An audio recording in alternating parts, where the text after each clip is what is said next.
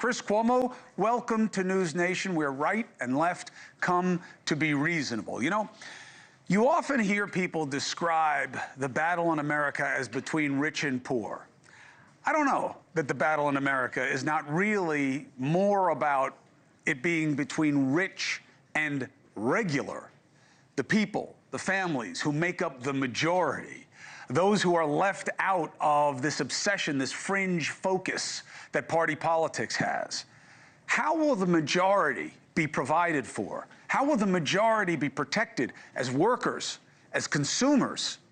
The irony is this used to be a signature Democratic issue, but it has been teed up more definitely and acted on and become more part of the dialogue because of President Donald John Trump than I've ever seen before. It is absolutely in the mix as a major policy initiative. And you have to give the president credit for that if you give a damn about the majority. Now, am I saying that because he's talking about it, he's doing better about it? No, remains to be seen. I think at best you could say he's had mixed results in this pursuit. The Democrats have not filled the space, however, with better ideas. I can't give you one that they have. They are content to catalog why Trump sucks. And I have been saying to you, that is a mistake because it's a missed opportunity. Now, when I say Trump has had mixed results, I believe I'm being fair to generous. Tonight, you'll hear a much more ardent and muscular defense of Trump and the markets, as if the president just created a win. Let's be clear. We had a record market before Trump took office. And by the way, he took credit for it, even during the Biden administration. Then after Liberation Day, when he put out the word of the tariffs, which were more and deeper and more extensive than anyone, even in his outer circle, expected, then the markets tanked, okay? Trump tried to say it was on Biden. He's wrong, bigly. And what made the markets recover? Trump caving to corporate class concerns. Not because the tariffs worked, not because investors were just scared little babies and got over it. It's not how it works.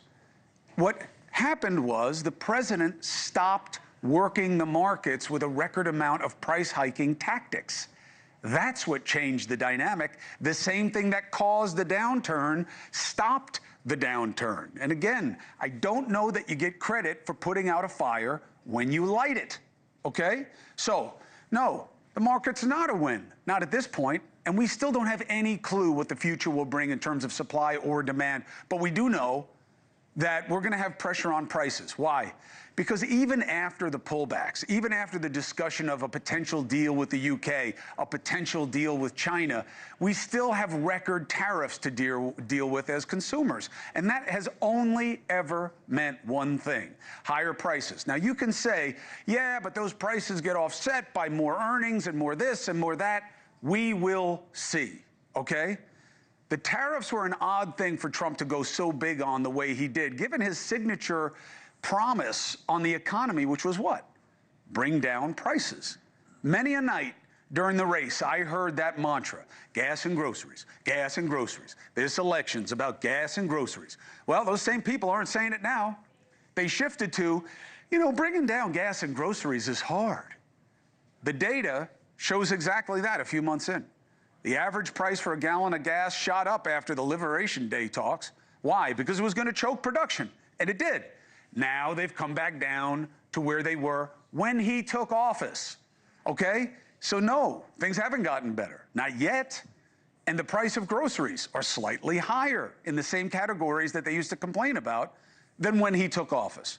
Might it get better? Maybe, but they haven't. So the president certainly deserves credit for two big things as far as I'm concerned. One, personal industry. The man is shooting his shot all over the place. Immigration, then Doge, then deep state, then Putin, then Israel, then the Houthis, then back to Ukraine, then judges, then tariffs, now the Middle East, the mullahs. You know, he's all over the place, highly productive. But is he working hard, or are these things all hardly working for the majority's benefit? I don't know.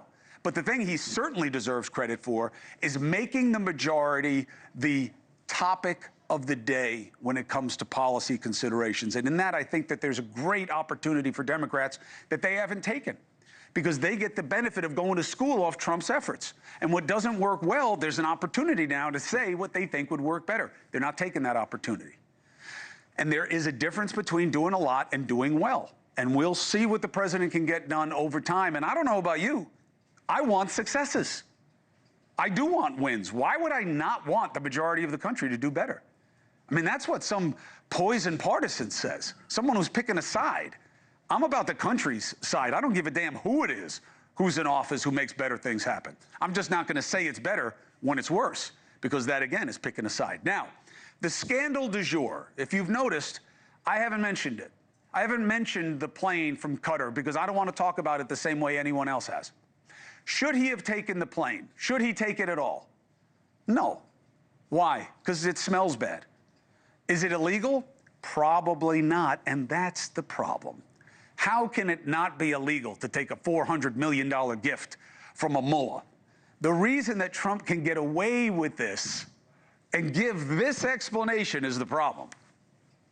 I would never be one to turn down that kind of an offer. I mean, I could be a stupid person and say, no, we don't want a free, very expensive airplane. But I thought it was a great gesture. There's a difference between being an ethical person and being a stupid person, okay? The president thought it was a great gesture to take a $400 million gift from a place that's housing Hamas. Okay. The point is, if you had a logical law that set reasonable and rational parameters for conflicts of interests, you wouldn't have a question this obvious left to someone like Donald Trump's reckoning. Trump's family has multiple real estate deals in the countries that he's visiting right now. They get a tower in Saudi Arabia, which is often referred to in the region as the head of the snake when it comes to who finances terror. You got an 80-story Trump hotel in the UAE, a Trump International golf course in Qatar, the place that wants to give him the plane. And look, they can keep going on all those deals. Trump can go to the region and pump up their deals. You know why? Because the laws suck by design. There is no policing of a president by design. If Democrats want to make something of it, instead of just crying corruption, create a law. Right now, the president and vice president are exempt from federal ethics laws that apply to the executive branch, their branch. Why? Tortured rationale about checks and balances and about what the legislative should do and not do. But it's more than that, okay? This can be changed by statute. And Democrats should look across the aisle, and they should look for partners to do two things. Section 208 of U.S. Code Title 18. That's the law I was talking to you about that prohibits executive branch employees, except for the president and the vice president, from participating in exactly what Trump is doing right now. No one else can do it in the branch of government he controls except him and the vice president. I mean, why would the staff be subject to rules that the president and vice president are out of? You know why? Because politics sucks and the parties are corrupt. And that's why Congress exempted him and exempted themselves from the same restriction. Are you kidding me? Democrats should fix that, get Republican partners to do it, and add to it that you can't trade stocks while in office at any level. Show the people that you guys are better than how we see you. And that's another reason that I get on Democrats about not just jumping on Trump. They don't have high ground when it comes to abuse of office. No, it's not as gaudy as Trump saying he wants a $400 million plane, or his gentleman's club, or the what's the thing, the crypto coin that he's doing. But the Democrats don't have high ground, okay? Some of the most profitable portfolios in Congress, some of the traders making the most money are Democrats. And near the top of that list, if not at it, is Nancy Pelosi. She made tens of millions of dollars during her time as Speaker in the stock market. And she's not done. A new report by Quiver Quantitative. Quiver Quantitative, Quiver Quantitative. Use it. See how they're trading. Copy their trades if you want to make money, okay? Quiver Quantitative tracks all members of Congress. She made nearly $5 million in one day of trading. 26 times her congressional salary one day. Now, What will Pelosi rightly say to me when I say this again? It wasn't me. It's my husband who made the trades. Okay. That's the case. Her husband did it, not her. Would that work for anybody else? Does that pass the smell test for you? You know who it worked for? Whoever wrote that BS federal ethics law.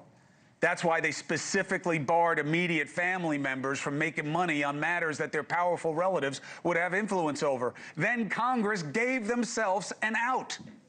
It's disgusting. You want to complain about Trump?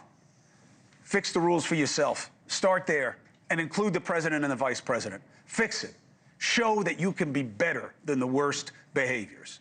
Thank you for watching. Subscribe below and download our NewsNation app right now on your phone, and you will get fact-based, unbiased news for all Americans.